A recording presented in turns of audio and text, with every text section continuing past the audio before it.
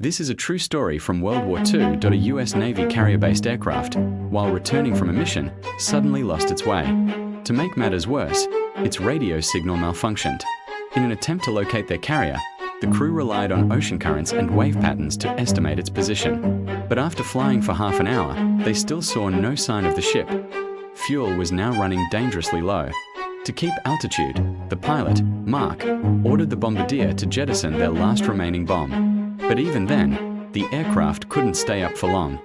Mark informed his two crew members that before the tank ran dry, he would have to bring the plane down. He told them to gather essential items and prepare for an emergency sea landing. This was the first time the crew had faced such a crisis, and nerves were running high. Still, they quickly made preparations. Then Mark began lowering the plane. Anyone who's flown before knows, if the aircraft touches the water at the wrong angle, it could instantly flip and break apart. Luckily, Mark had years of flying experience. The landing was nearly perfect. Apart from Pastura suffering a minor injury, both Mark and Aldrich survived, and the plane held together for the moment, but seawater quickly began to drag it under. Mark climbed out and immediately inflated the life raft. The others searched for supplies. Pastura, however, struggled. His seatbelt wouldn't release, and water was flooding in fast. After frantic effort, he finally got free and inflated his life vest. From the raft, they could see another rescue plane overhead. But its route matched theirs, and just like them, it soon had to turn back because of low fuel. Desperate, Mark told Pastura to spread out a parachute on the water to signal, but Pastura admitted they hadn't brought any.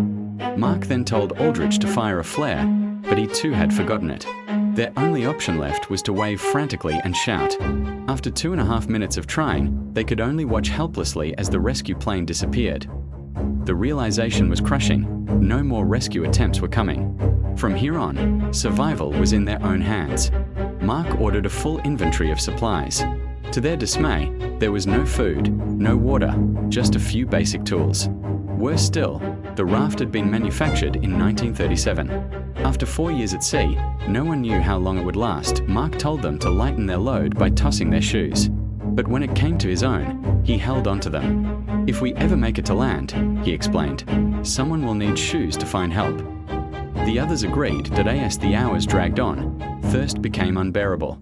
By nightfall, Mark was so desperate he resorted to collecting his urine in a shoe and drinking it. Surprisingly, he didn't find it too bad and gulped down several mouthfuls.